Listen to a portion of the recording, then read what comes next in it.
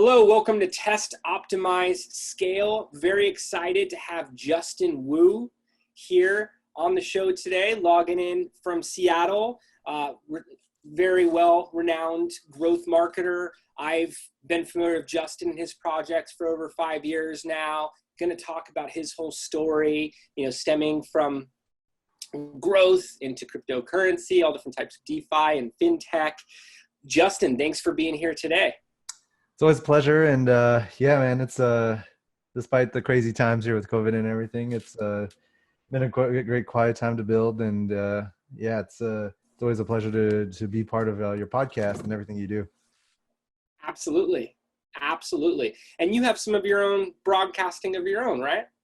Yeah, well, I just create my content on my own personal brain and channel, so I just talk about all things growth tactics, growth tools, and just highlight some of the different campaigns that I've been running. Awesome. And, you have a big name in the industry. I'm very familiar with different points of your journey thus far, but could you share a bit about your background, how it all started, getting into growth, anything before that and leading into where you're at today? Yeah, definitely. Yeah, I'll summarize kind of like my growth journey. It went through a lot of zigzags and a lot of different directions, but overall, like I guess I first started out my internet marketing or growth marketing career when I was young. I started out my own like eBay e-com business when I was like in middle school. That's probably about 15 plus years ago. So it was just like it was just me kind of like playing around with a lot of different ideas of things of how to sell products online. I started actually just selling Pokemon cards and Magic cards on eBay, and then I just started buying huge sets and just reselling it. So it just took my passion, right, and then turned that into a business. And what I started noticing though is that I could build a website and forum that gathered people around that, and started making money off of ads from Google Ads, and that just kind of brought me down the whole rabbit hole of like internet marketing. Fast forward to my career in the midpoint. I went to the University of Washington, studied information architecture. There I kind of combined some more of my technical skill sets. So I took some computer science class, development, information architecture, and then sociology, psychology, and those type of classes, then combined it all together to apply into marketing. And then that's when kind of like the whole buzzword with like growth hacking came to be, where marketing became much more technical while combining all the different disciplines from data science, software, and marketing to then growth hack and accelerate growth. So that kind of came into like a perfect time where I kind of borrowed all the different disciplines and then mashed that together to then start taking on a lot of different projects, and became kind of like a puzzle solver for a lot of the businesses out there, where I was just saying yes to like every other type of like project contract to start. Don't recommend that now, but I just started saying yes to everything. And that just led me to kind of experience like different industries, from like B2B growth, agency growth, e-com, crypto, cannabis. Then I just kind of started scaling like a little agency and consultancy at times to then kind of handle these projects. But most recently now, besides like building products and whatnot, like my main focus right now has been in kind of the future of Fintech and finance, whether that be pure Fintech or decentralized finance with like blockchain related stuff. I'm not like dedicated to a single one. I think that both have avenues to change the world how we transact. And that's where I'm spending most of my time, kind of like focusing my growth and marketing skills. Love it. Natural entrepreneur. You took your passions, found different ways to monetize them. You were building audiences, saw how that created different streams for yourself. And I know that's where a lot of your marketing thought leadership first shined, was around audience growth, audience hacking, hence the name on some of the social pages and everything. But what I found most interesting about it at that time is you were taking tactics that other people were doing but applying it towards higher volumes of social pages. Mm-hmm. So I don't know if you could speak too much about that, but basically some of the algorithms you're putting together using a satellite, and then, you know, various pages for different audiences, all to grow towards a specific initiative. Yeah, so that was what you're referencing is too when I was working on one of my other startups called Vitamin, and yeah, we were kind of like, you know, for better for worse, kind of growth hacking the social algorithms and social platforms, where yeah, we can cause trending, we can make stuff trend on let's say like Twitter and Instagram. We can gain a lot of followers, a lot of traffic. You know, really what it was is just kind of taking a look at these existing platforms and figuring out what makes a post go viral. You know, does it take the amount of likes, clicks, comments, engagements, and finding what makes that tick, and then essentially hitting it hard with traffic, shares, reshares, retweets, and follows. And so we found these opportunities early on, especially for like platforms like Twitter, Craigslist, Instagram, to really kind of get a lot of traffic for very low costs, and by kind of gamifying the system or doing our best to kind of like rank ourselves instead of like SEO for Google. We were kind of like doing that, but for social, especially at a time where it was easy and not a lot of people were really mastering social media platforms. And you know, that to kind of execute it in that sense though was not something like you know, as a typical marketer, you could have identified these algorithms or these things to kind of help you spike, but to kind of get that mass scale and mass engagements and clicks and comments, you know, it requires a little bit more of a technical background. And so that's where kind of like I kind of combined my own custom software development to then kind of build these tools to automate a lot of these tasks and deploy it at a much more larger scale than a much more versus a more manual way of deploying some of these campaigns. If that makes sense. Yeah, absolutely. And the way you pointed out, you know, the puzzle pieces, I frequently say that, you know, good marketing, the way at least I measure real marketing talent, is good problem solving and abilities there. You know, I've seen groups take on blue chip type campaigns, put some strong numbers on the board, but as soon as they hit a slower time of year or a new launch, they find themselves in trouble because they're not really shining in terms of their optimization abilities. So it sounds like you were able to take a look at the social landscape, put together your background in tech, build these algorithms to surpass what was capable on any one account, building this audience growth around simultaneous different initiatives, and you know, really apply that critical thinking to it. Stands out to me, you know, in terms of a marketer, and you continue to do that for different types of industries at this point, right? As you were saying, you know, fintech, all these different verticals have now been brought to your attention, and you're now able to apply that same type of mentality to you know, those type of projects. Do you see a difference in working from one vertical to the next? You know, if you're hopping into esports or, you know, fintech, are there drastic changes in how you are walking in and, you know, putting together your processes? Yeah, I mean, like every vertical and has their own different communities, have their own different types of customers, both on the B2B and B2C side. Mm-hmm. You know, so you'll whenever you enter like each different domain or vertical, yeah, you have to kind of respect the players and stakeholders in that space, and they might respond to things very differently. But in terms of kind of like execution of the campaigns and systems, you could take one model, like one campaign from that worked on, like let's say real estate, and apply that for insurance or car sales people, etc. And you know, you could just take those models and then just modify it to kind of like fit in the context of that vertical or customers.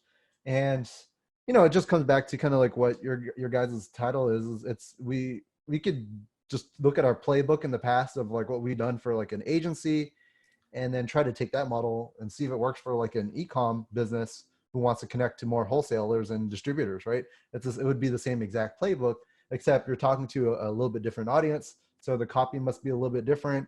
The way that you go and scrape the data is going to be kind of the same. They're going to have different titles, obviously, but overall the methods are very similar in terms of the approach. And if not, we will test it out. We have this idea, and then if it works, then we just scale it up. If it doesn't, then we shoot it down, and then we go back to the drawing board and find other ways to kind of solve those growth needs. So because I think a lot of people get bogged down initially from like, oh, what channel are we working on, or all these different channels, or like all the different specifics in that industry, and they're finding it very hard to switch.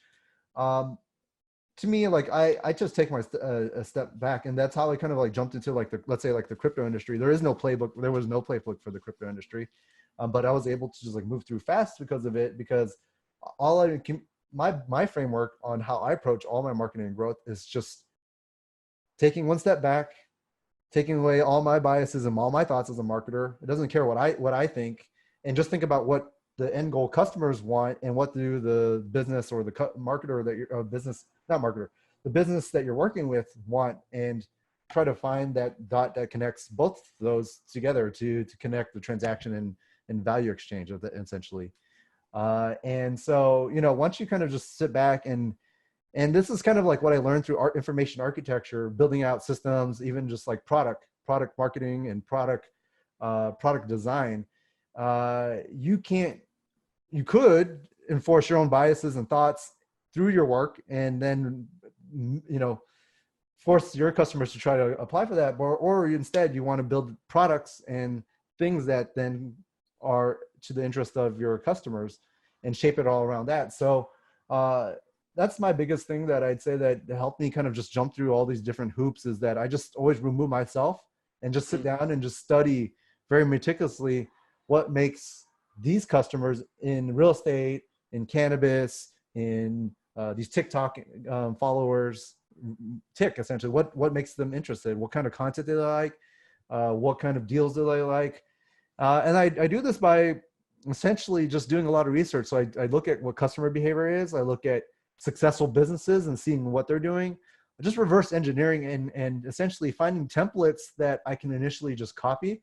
I wouldn't say that I'm 100% original. I mean, for now, initially, especially entering a new industry, I like copying a lot of different models and then just iterating from there and building my own fork or spin-off of those kind of methods, campaigns, and tools, whatever it be. So, yeah, that's it. And it is a little bit more advanced thinking, because especially if you're just starting out in a marketing, of course, you should niche down and focus on one niche at a time, one channel at a time. But I did that. I've been doing marketing for 15 plus years. I just spent 6 months on Snapchat. Then I went to TikTok. Then went to LinkedIn. I actually put in, like, when I go into a channel, like I go in and just study it. And then I come back out and I'm like, okay, now I have LinkedIn in my playbook. Okay, I know how to go and just blow some stuff up on, like on the algorithm on LinkedIn.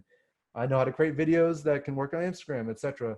So anybody that is starting out in the growth marketing, or still continue developing growth marketing, you have to look at it as a full tool set, where you have to pick up each of these different channels one by one.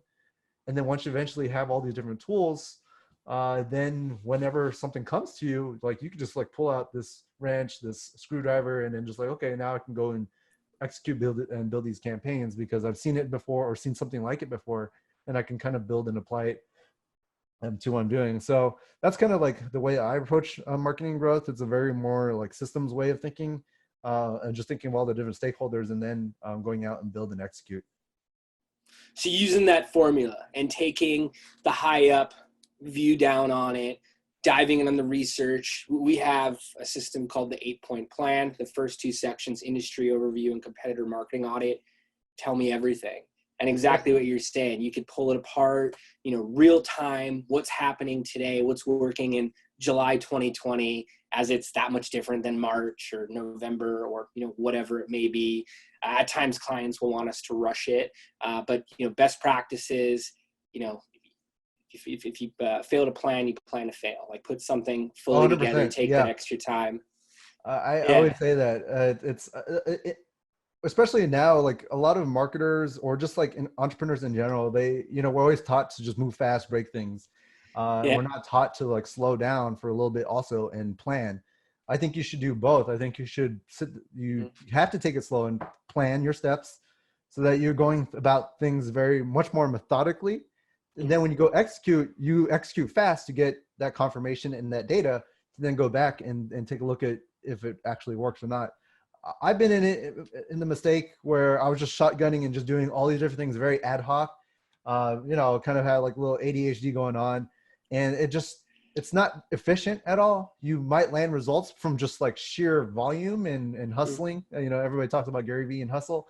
That's literally just shotgunning all over the place. But I as I kind of matured out and get into more experience in my career, I found out that you want to do both. Like obviously execution, you should put in a lot of effort and a lot of, whatever work needed done. But I think planning is so undervalued. And I'm not telling you to get too process heavy. Obviously, if you get too process heavy, that could prevent you from taking action. But you have to think about it like a strategist. You have to have the high level strategy and then the bottom up execution. And there will be a point where that meets, and you got to keep constantly checking both and executing on both sides, top down and bottom up, in my opinion. Yeah. Kind of setting those parameters for where your tests are going to be, where you're going to be able to run stuff. Hopping into each channel and having that understanding, putting in the tool belt, as you were saying. I know you were like big on Snapchat early on, and as a marketer, not just as a consumer, but as a business user there, being able to have that understanding, I think you said for about 6 months, and apply it to different initiatives. That's huge. And something that I see missed regularly. So being able to take those steps to the table and apply them to any industry, any initiative as things are changing up. I do like the idea of letting the analytics tell me what's working. So, assumptions and things we're putting in together in the strategy stages, great. But let's use the numbers to tell us what's working. So like you're saying, like put a bunch of things out there, but with a some type of methodology behind it and making it work. Yeah, the numbers can help you kind of identify where you're going, but what's also important is you have to realize what numbers are the right numbers you're actually looking for, or the metrics that you are trying to gauge your actual growth. And again, that's a lot of the mistakes that I see when it comes to, like, let's say, especially like I work with a lot of startups initially when they grow, and then I just sit back and they're like, oh, what do you think about TikTok? I'm like, yeah, so what about TikTok? What do you need first before TikTok? It's like, do you guys need more sales? You guys need investors? What do you need to hit for this quarter to get there? And is TikTok part of that strategy to get there, or is it just a distraction? And so you have to kind of really identify what are the numbers first. Otherwise, you're just measuring all these different metrics that could be vanity. In the case of your business, they are vanity metrics because they didn't have any meaning for you to get a really gauge and get an idea. But sometimes also too, like just just tracking a lot of data will help you reveal things also too, and opportunities that you might see, like one channel just popping off. Then it might be where you should double down on later on. There's a lot of different metrics too. Like, but I always go back to saying is like you just have to understand first, what are you even trying to measure. And what are your end game, not even end game, just what is your most immediate growth results? And then what's beyond that, like the week, the day, the week, month, and then maybe a quarter. And then if you want to think about year, you could draw some metrics for the year and just like try to connect the dots on how you can get to those stages for growth. Sounds like you're not only trying to gauge the customer's audience, the customer's mindset, but the brands you're working with and what they're actually trying to produce, the KPIs, the key performance indicators that are going to be meaningful to them. Working with startups, I know a situation we get presented with often is, this is our marketing budget. One budget has to produce the next. So if we're focused on more vanity type tactics, things of, maybe a short influencer run versus something that's going to have retargeting attached and, reoccurring traffic from it, we could be playing for the wrong milestones. And, asking those questions during the strategy, we like to call it an algorithmic strategy. So we'll have Mhm. impressions, clicks, and conversions. That way, if something's not working, we could identify where in the algorithm. If something's overperforming, we could also see that and scale it up. But just even having the alignment on those goals with your internal team, your external team, if it's like an agency client relationship, whatever it may be, is such a big, difference. We've run into obstacles just because we were thinking we were playing for one goal when really they were trying to produce sales or, new users or something else separately. Yeah, it's just a great exercise, and you have to keep asking, like, what is your main goal and why. Mm. Like, I think you have to keep questioning it, and then once you get down, if you can't answer it, then you kind of hit the wrong reasons and dead end wall. But if you can actually answer, it's like, okay, we are actually why we're doing this because of this, and this is the we investors. Okay, what are the metrics investor wants, and work your way back there. Or like what are customer needs? There's customer success not doing very well too. So those are the different things that you want to kind of identify. And yeah, I think especially for like an early stage startup with a low amount of budget, it's even more important to figure out where you allocate your time, budget, and money instead of just chasing all these different distractions, even though they might Absolutely. look appetizing. Absolutely. So you're well known in fintech, in blockchain. How did you get involved? What was it? 2013, 2015? Did you see things really pick up in 2017? How did you think, watch the industry change up as it went through its own evolutions Transformation over the or past couple evolution. years? Yeah. How have you gotten where Yeah, you are today? I got in, and I don't want to get too technical and Sure. bore the people that don't like it, but I got into the space like casually from an investment standpoint around 2013, 2014. Uh, at the minimum, what I saw, I was like a big gamer. I play a lot of video games, still do to this day. And I found that you could do crypto mining on your computer and your graphics card. And I had a graphics card.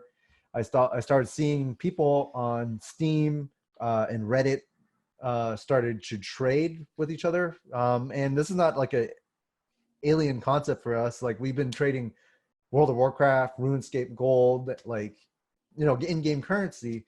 And I saw that this was another new form digital currency, except it had some new extra rules to it that made it, provable ownership, and it's decentralized. So I thought it was really cool. I experienced it when Bitcoin went from like, I guess, $10 up to 1,000, and then it crashed. I kind of got out of the market at that time because I got burnt. But then once 2017 kind of rolled through, I saw that this was the next kind of like inflection point where there's a lot of interests in the space.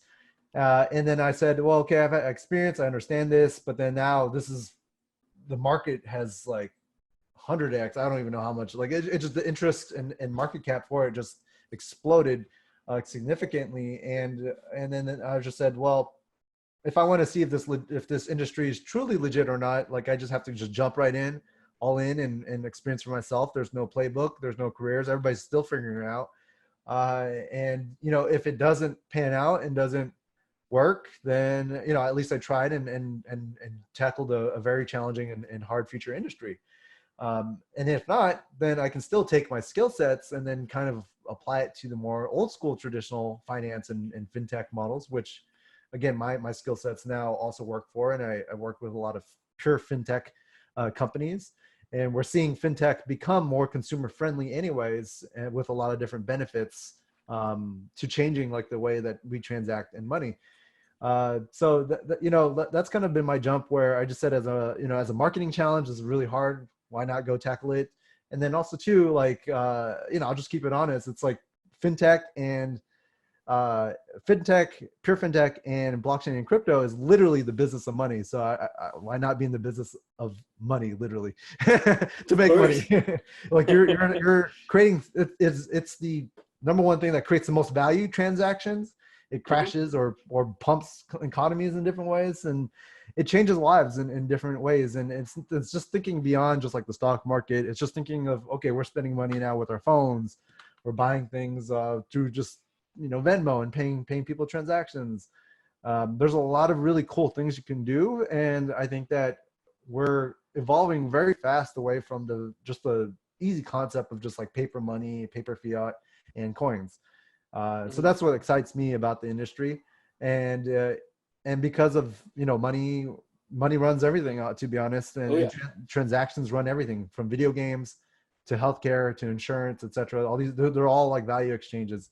And so if you can build an engine around that, outside of just traditional money, then it can be applied to all these other industries as well too. So what I saw though, as taking one step back from both a personal brand, and this is like a high level strategy too outside of crypto, was that I knew that crypto was such a huge, like, high barrier of entry to get into.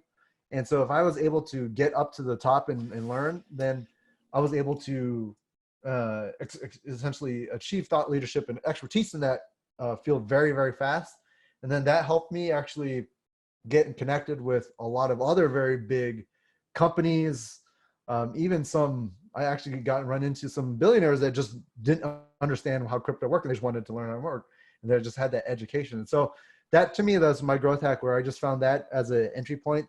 And then I found that blockchain and fintech interfaces every single industry out there. And then if I wanted to jump off again, now I've built, essentially, I put myself in the middle of all these other industries. And then I can go back and just go, okay, ecom, they don't have to do pure blockchain in ecom, but now I have all those ecom contacts, etc. So it kind of played with my very, like, high level strategy, where I just wanted to meet and connect with a lot of people, and through this kind of like expertise and knowledge, kind of just went to go pursue it. And that, I feel the same way too with like a few more other trending and emerging business sectors too, like esports, then cannabis and space, all these different things. It's such a it's uncharted territory for everybody. And if you can bring your experience from another industry, and like you're like a vet in another industry, and enter this young and nascent industry, like, you can bring in some really great processes and systems to then really help and make an impact to a very small community, and help it grow as well too. So that's kind of my thoughts about it. Yeah, and that's why your stories always stood out to me as well too, is being able to take your area of expertise, in addition to tech, but marketing and your accomplishments there, start applying it to the whole world of finance, which has its clear benefits, as you were pointing out there. It's good to be in the business of money. And, I was told business as a whole, it's the monetization of value. So being able to streamline those transactions, provide a new, different, better experience has value. And even taking a very microscopic level of that transaction can really stack up, as we've seen with some of the biggest institutional organizations in banking, now in blockchain as well too. Looking at your skill set, as we just talked about with audience building, and there tends to always be a difference when I talk to different thought leaders in the space, where they're saying, no, this is more of, investment banking, investment relationships. That's really what's at play here. But being able to use the digital tools, being able to build audiences for new launches of projects, being able to take those audiences down a funnel and measure the right conversions, and therefore scale what's working, and being able to identify it in analytics. How has that been for you and your partnership on projects over the past few years? Have you found that these type of demographics, these users, are open to testing out new products, and you're able to come with the same tool set and make things happen? Have you seen different types of adaptations you need to make in the process? What has the experience been like for you? Yeah, so it's been very different, because each project or client that I work with, and especially in both like crypto and fintech, have very, very different needs. Some people, want more investors, so they do a lot of investor relations for funding their crazy big idea or crazy big project.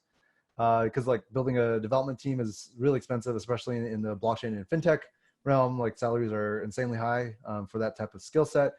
And then there's others who just need more developers building on their platform. So you have to build a whole marketing strategy on how to host hackathons, how to appeal to very technical and high level minded, individuals. And then you have others that just want to straight up, for better or for worse, want to increase their trading perception. And so for them, it's a lot of PR and perception building and growth and trust through community. So everybody has very different needs, and the craziness about that is, with crypto especially, each different well, first is global, and then each region and audience you have consumes a very different social media platform, and you kind of have to have presence in every single channel. Like let's say like in Korea, they might use was it Kakao Talk or like Line or some other platforms. China would be WeChat, Europe would be WhatsApp, rest of the world might be Telegram, some would be Facebook, Reddit, Instagram. So it's really crazy compared to like any other industry that I've been into, that as a marketer, we have to command all channels and just distribute content in all different places. Some people might find that daunting. I don't find it daunting because it's like, if you have a checklist of all the different platforms and you just like copy and paste and just upload and just designate a time to just like upload, or get a virtual assistant, just like deploy your message across all channels. Obviously to manage all of them would be super hard. Obviously find a different way to manage it. But yeah, it's been an interesting kind of ride to see kind of each different company needs and being able to adapt to that. But again, because I've done it in a different industry before, for like crowdfunding, equity crowdfunding for investments, to e-com and consumer or app downloads for more public perception and growth, I've been able to tackle that. But yeah, it's a daunting task because there's no guides or playbook for this. And then what I found too, in both like the fintech and crypto industry, is anybody that does have knowledge to it, they tend to keep it to themselves, and they want to have that competitive edge or cutting edge knowledge that helps them excel their growth. So not as open source. it is a kind of like a little war going on between a lot of these different projects. As they're building out their own community and tribe. Some of them are more collaborative than others. I was talking to somebody else before too. It's like, it is unfortunate right now that the blockchain and crypto industry and even fintech right now is very tribalist. And I get it though. It's because, it is kind of an arms race in a way for every single project. One project is trying to come out on top. And if they do come out on top for the industry or whatever project they're in, they're going to create so much massive value, and that creates a ton of money in crypto or whatever it is for it. And so everybody's always trying to be that number one. And it's good and bad in its own way. Because Sure. it's not 100% collaborative, but people we're always trying to like at each other's throats. Yeah. Tribalism. That's a term I hear Tribalism. used to, Yeah. to depict I mean, politics. So it's funny to hear it in crypto. Yeah. It's the same thing though, probably in cannabis too, especially now. It's like everybody everybody wants to rush and try to be the number one in cannabis, right? They want to be the Marlboro of cannabis, whatever it is, or Juul. And so, like there's going to be these tribes or these cartels or these groups of people that just want to band up together and just dominate the market. That's capitalism in its nastiest form, I guess. But Sure. it is what it is, and you just have to know how to navigate that. Obviously, I personally am agnostic. I don't dedicate myself to a single project, don't claim allegiance. It just keeps me open and flexible. And I think you should, because you have to have an open mind to everything. And we're so early, especially with all these different industries, like you can't declare a winner. And even then, we can always see disruption come from any corner out of nowhere too. So you never know. Yeah. And it sounds like you're good at listening, seeing what's going on, making changes from there, aligning and building the right partnerships. Speaking to partnerships, to relationships, I mean, you've traveled all over to different conferences, spoken at places all over. You talked about having the right mediums, the right type of messaging to bring in communities from different markets. How large of a role are your own personal contacts in that type of strategy? And I ask because this is a question I get from new projects is, oh, do you know anyone in South Korea? Do you know anyone in Thailand and Japan? We're trying to do this. We're trying to do this in Hong Kong, whatever it looks like. Or does it come down to good research, reaching out, doing the right social listening tools and figuring out how to step into the conversation, step into the game? How has your network come to play in your initiatives? Yeah, so I'd say both. Like we do online and offline relationships, and it with any other industry too, it's like your network helps you tremendously, and no matter what you do, especially it's just more impactful, especially in a newer industry, right? Like newer industries, I should say, like esports, cannabis, and crypto, or blockchain in this case, where the community is very small and tight knit. The markets, depending where they are, could be global. Each region, again, has its own culture or characteristics, their own social media platforms that consume knowledge, locally, offline, and online as well too. Especially, you can't be there physically in Korea, but if Korea has all the events, or not now, but like back then of course, it'd be super hard to be a master of South Korea marketing while you're in the US and you've never been there and you don't even understand what's going on. So you should, finding a dedicated partner or agent or somebody that can help you get there, navigate it, is super helpful. Or you can go out to yourself and handle it yourself. There's different ways. It depends on like what your goals are. For me, I identified that this was a need, especially in the crypto industry really early on. So then I kind of made it my effort to kind of hop through all the different major cities out there. So I was kind of like got rid of my apartment and just went full digital nomad to like Korea, Malta, London, New York, Singapore, China, Hong Kong, Berlin, etc., to just like kind of see what's going on in the different ecosystems, and then also just build up my different relationships so that later on, if I do come with a project, then I can kind of like, again, connect the dots. Okay, they want to deploy these global campaigns.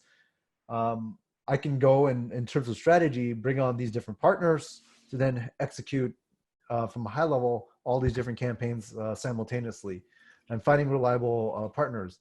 If we can't do it ourselves, then it's like, okay, can we go and handle it in person, or find somebody online to help us handle it, if depending on the strategy. If we can't do it, then we can't do it as well too. So just admitting defeat, like can you tackle Japan or China or wherever it is, like if we don't have those vendors or partners or people in place, then we can't do it. Then we'll just focus on our strengths.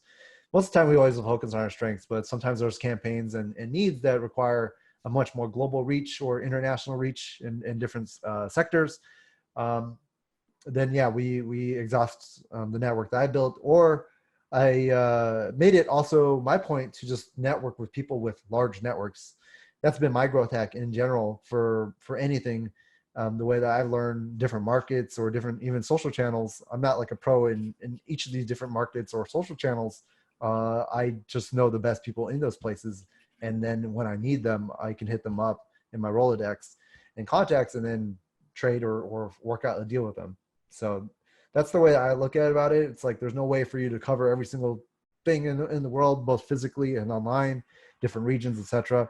So you kind of have to just like be smart and crowdsource course that. And I think that you should just do that in any industry or any career that you're in. It doesn't have to be fintech. And this is not something I learned in fintech or crypto. I just did it for myself outside of that when I was working in just general marketing and e-com. I just want to find all the different players in the space. And that helped me out, identify suppliers, sourcing, etc. It's just, in the end, it's just sourcing people, I guess. Team building. That's what it all comes down to. Team building, And yeah. network building.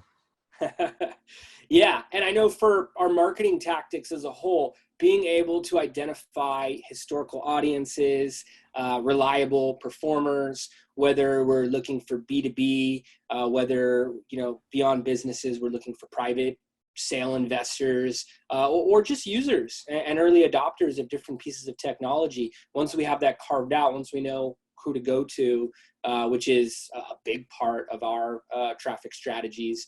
And of course, those relationships. I haven't been to quite as many. I think I've spoken in 9 countries so far. So hearing all those different places and picturing the conversations taking place, and I know you hop in there and really become part of the community. That's it's definitely awesome to hear, inspiring at that. Going to try to do that more in a digital sense until which now you can do digital again.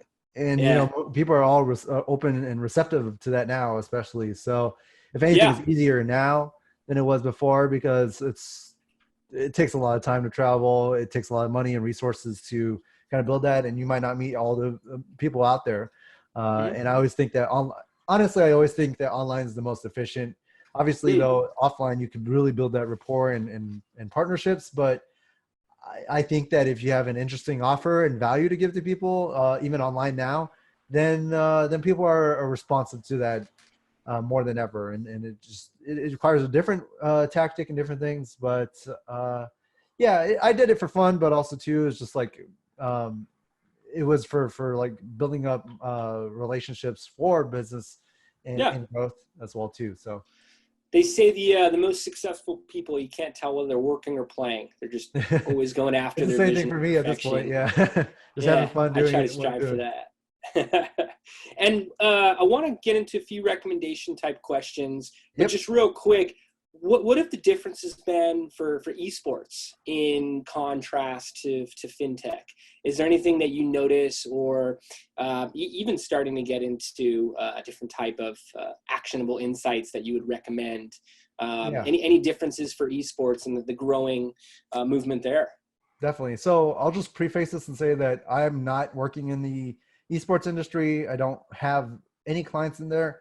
However, I've been still for the past couple of years just maintaining my contacts in that industry and then just keeping watch of that. Like I know people that work at Twitch, a few different esports teams as well too, on the management level and marketing side. So that and I'm doing this for specific reasons. Like if I wanted to enter, I'm not going to go in there like from the ground up anymore. Like I've built up my relationships. They wanted to learn a little bit about blockchain and crypto and fintech. Cool. I'm trading knowledge, but even then, like I have my marketing skill sets. And again, I'm just trading my marketing skill sets in that knowledge. And then I just ask again, like what's going on in the industry, what's going on with like Dr. Disrespect getting banned, etc. All these different things. So that if I wanted to enter there, I know how to do so. Same thing with cannabis, not in the cannabis industry, but again, these are all very like forward moving and forward thinking stuff. And what I'm seeing from, let's say specifically back to like esports though, is that it's a little bit different than like crypto in that, the gaming industry has its own gaming culture. It's both toxic, super toxic, but also it's collaborative and great in its own ways. But if you go to like the business side of it, you see a lot of very nascent, and I should just say, if you look at some of the esports teams out there, they were valued at 100 million. And the greatest challenge, though, is that they've never ran a $100 million company before, let alone a couple million.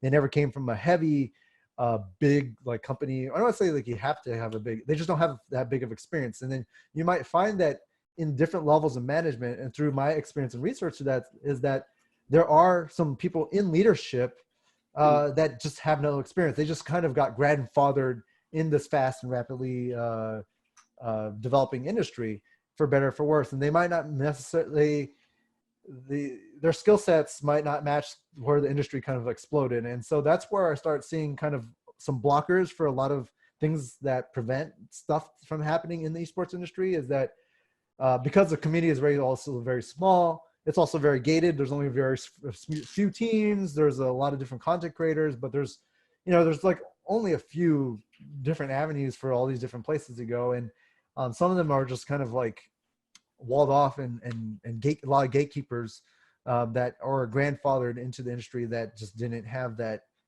heavy hitting experience. It's a little bit different because in crypto, a lot of people from Wall Street and Fintech, they know how to play the game. They've done this before. They come and enter. A lot of other really high level experts were coming into the crypto industry. So you got some really like top crazy minds. Whereas in the esports industry, these were for me, I was a kid playing up and growing and it just happened to turn into $100 million business. Well, that's great. And we're seeing that a lot of that where a lot of people in the esports industry kind of just grew up with the industry, but they just didn't have the playbooks and understanding from the more mature like sports industry and other things in the tech industry.